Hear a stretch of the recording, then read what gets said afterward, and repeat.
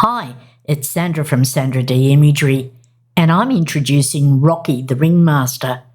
I love creating whimsical, fun images. It lets my imagination roam. I'm going to share with you the techniques, the workarounds that I did with this image to create a fun piece. Let's dive in and see what Rocky's up to. Welcome to the circus. And this is the base layer that I started with, a background that was created with AI. And I love the tent and I love the tones of this, but I wasn't happy with the flooring.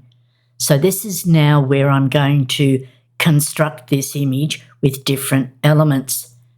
Let's come over to the layer stack and you'll see here it's called Group 1. I'm going to collapse that group and you'll see all those layers are hidden into that group. I'll turn them on again, and then let's have a look what's in that folder or group.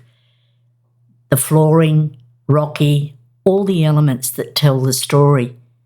And when I'm creating a composite image that's got a lot of elements, it's good housekeeping to collapse them and put them into a group. And I'll show you how you can do that. But let's build up the story and the elements. First adjustment was the flooring. And so I created this because I wanted it to have a different look in that flooring. And this is in my stash or my creative stash. This is where I introduced Rocky and I positioned him here.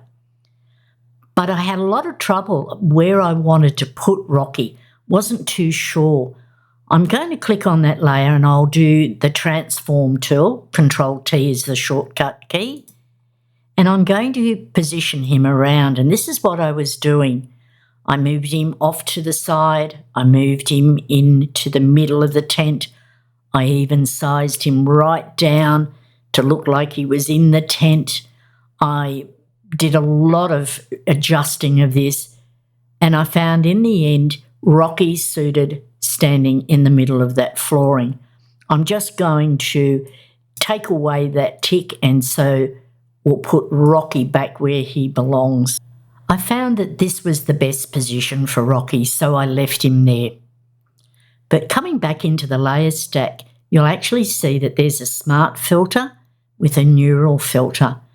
And what I've done is I've let Photoshop do the grunt work to blend the colours of Rocky because he was very vibrant, and so I've used a neural filter. To use that technique, you'll come up to Filter, then you'll click on to Neural Filter, and then you look for Harmonisation. And I'll just turn Harmonisation on. I select a layer, which is always the top layer, then I click on OK. But I'm going to click on Cancel just for this exercise. And by doing that, I've let Photoshop blend Rocky into the colours of the background. And I find it's an easy technique. I may have to do a little bit of adjusting on certain elements, but that's okay. That neural filter is what I call my go-to technique. I sit back now and I think, okay, what would be at a circus?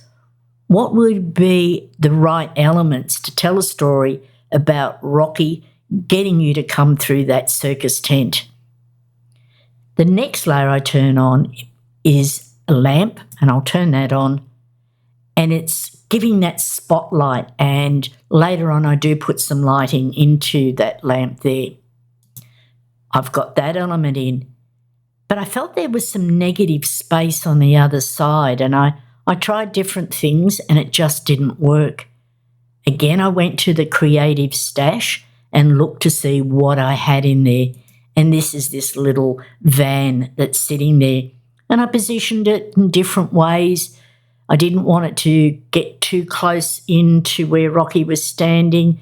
It's just on what I call the perimeters or the borders. I've stopped, I've looked again and think, what else can I add to this? And I thought, okay, a circus has lots of lights, particularly at night, trying to draw people in. I'm going to put a string of lights on the van. Let's have a look and come in, and you can see there's the string of lights. And I've been collecting these elements over the years. And so when my imagination roams, I'll go into my secret stash or creative stash and see what I've got there. Let's come back out now and think, well, what else am I going to do? What else can I add to this? Let's turn on the next layer and see, and have a look at the moon. And I'll explain what I did and why. When I put those elements in there, I didn't like the moon. It was too blue for me as I was starting to build the elements. So I did what I call the workaround. I got a Photoshop brush, one of my own, of a moon, and I've used that brush to place another moon over the existing moon. Let's turn that layer off and on. And it just dulls it a little bit. It just doesn't look as blue. Now, when I look at the blend mode, it's normal and opacity to 100%. Whenever I'm doing brush work, I always do it on a blank layer. That way I'm not working on pixels. And I can adjust this and move it around. So, for example, if I get the transform tool and I put that there, I can actually move that moon around or reposition it. And I can also dull the moon down with the opacity. I'll turn that off, and that's why I use a blank layer there, always when I'm doing that brush work. Now I'm going to collapse that group, and there are all my elements in place. Now, once that you've got your elements in place and you want to put them into a group, what you need to do is select all the elements. So I'll click onto the flooring, hold down the Shift key, and I click on each element. And when I've got to the top of the layer stack, I then do the shortcut key Control-G, and that puts it into a group. Now, good housekeeping is I would name that group. So it was a little bit lazy here. I was getting excited with creating this image. But my suggestion is that when you're starting to use groups with lots of elements in your composites, then you name that group. I'll collapse that group now, and they're all hidden.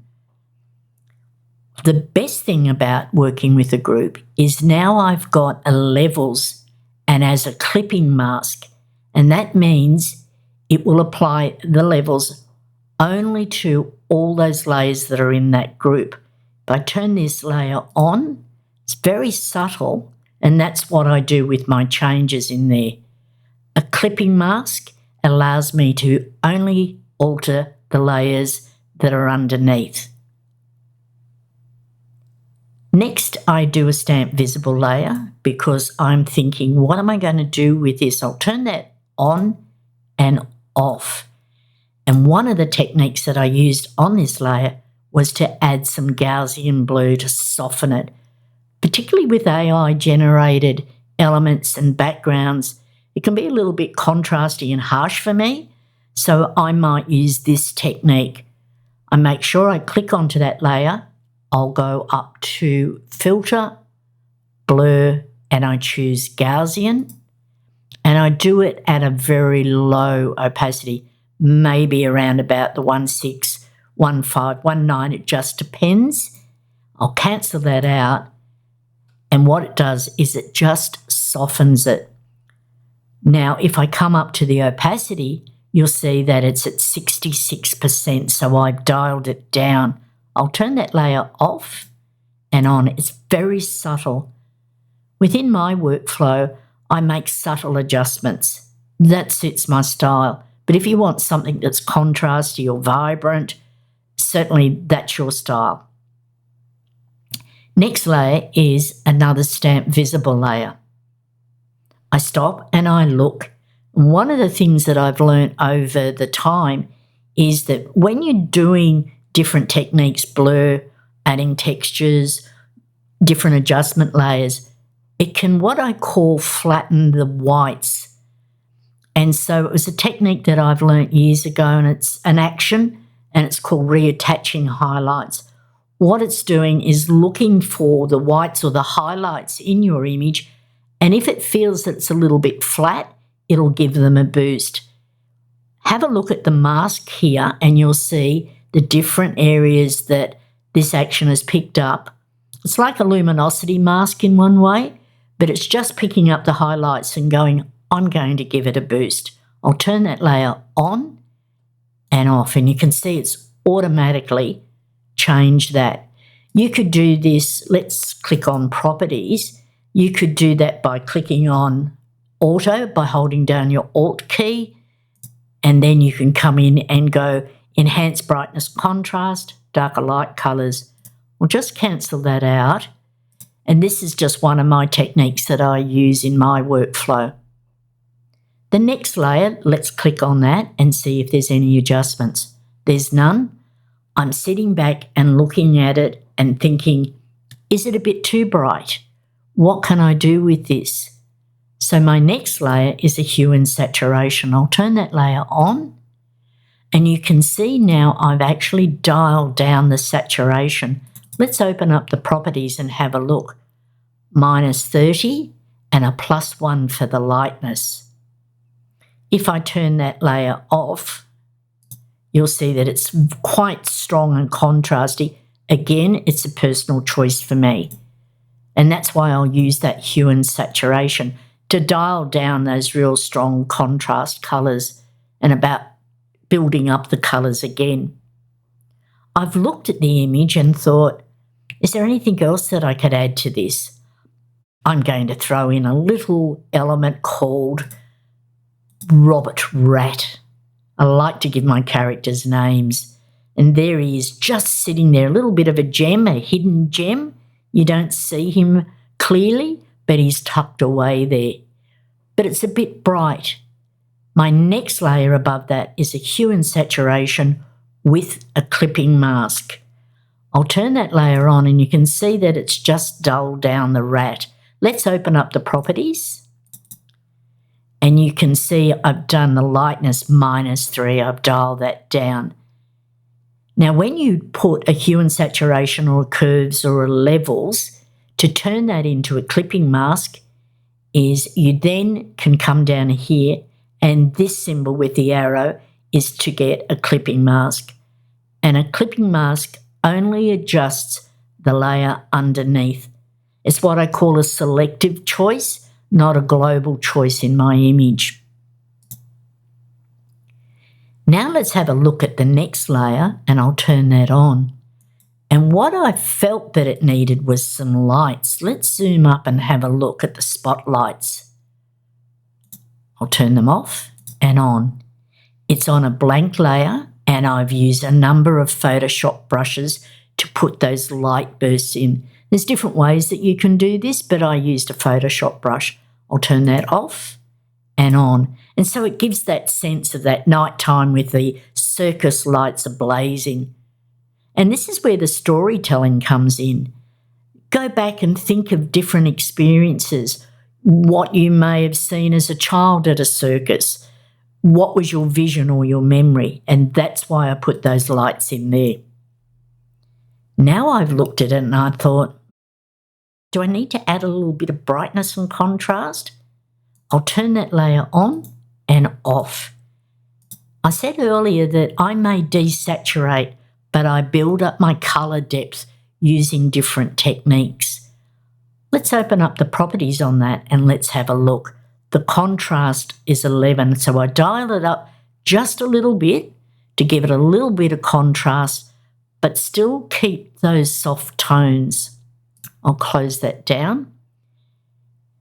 I sit back now and I look and I think, is there anything else? And I tried a giraffe, peeking out over the tent.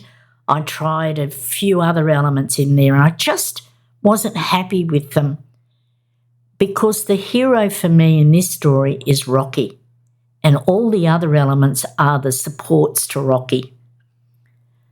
I was looking through my stash and I found this element, a ticket, and I thought, that's exactly what I'm going to do. I'm going to use it as an element like a flag.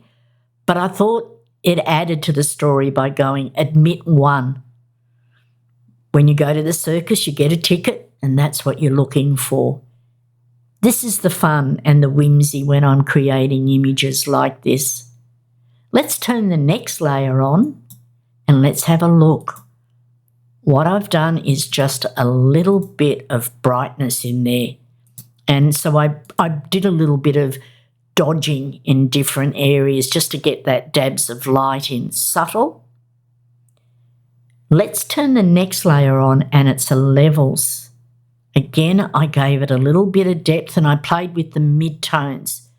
I'll turn the properties on, and what I do is usually get my mid-tones and I'll move it to the left or the right to get an adjustment that I'm after. But what I found, it adjusted the background, but I didn't want to take that brightness contrast off Rocky, so I did a little bit of masking here so that I could brush that levels off. So he still looks dominant without being too contrasting. Again, I stop and I look. Am I happy with it? What else can I do? And that's why I often say when I'm teaching, how long is a piece of string? And sometimes you can go that little step extra and you'll be surprised at what you get when you're being creative. My next layer is where I went into Nick. It's a software plugin, and I chose analog, and that gives me what I call that classic camera vintage tones. I'll turn this on and you can see now it's totally changed. It's got a real, what I call a midnight blue colouring. I'm happy with it. Let's push the boundaries further, and I added a texture. And this one's called Teal Depths, and it's in my shop. And I've used this as a colour grading technique as well as adding a little bit of texture. I'll turn that on. Let's click onto the layer, have a look at the blend mode, soft light, and the opacity is at 74%. What I've done on the masking is actually brushed off the texture in certain areas. You can see it's more in the foreground and around the tent area. Turn that layer off and on. Just gives it that nice little textured feel. I stopped and looked at the image again and I thought, oh, I need to do something with that foreground. I wasn't happy. I'm going to turn that layer on. And actually what I did was a bit of burning just to darken that foreground. Felt it was a bit washed out. My next layer is a stamp visible layer. This is my stop, look, take stock. Is there anything else I can do with it? Now my next technique that I use is what I call the dehaze group, and it's in a group, and I'm going to expand that group. And actually what is in that group is a dehaze, and I did that through Camera Raw, and it just gives me a different tonal range to it. Turn that on and off. Then I did as a clipping mask, brightness and contrast. Let's have a look. There it is there. Let's have a look at the properties. -30 and contrast I bumped up to 100. I find with dehaze, it can give you that real strong contrast. I didn't want the strong colours, but I wanted a little bit more what I call oomph in my colours. Let's collapse that group. I'm now at the end. There's my final layer. I'll turn it on. And there's Rocky, ready to invite you into the circus. It was fun. There was a couple of workarounds, like the flooring. I didn't like the flooring. I added a texture. I did some dehazing. I've added the elements. I used Photoshop brushes. And there's the story of Rocky. And you can have fun creating whimsical images and also experiment with different techniques. Thanks for watching and have fun being creative.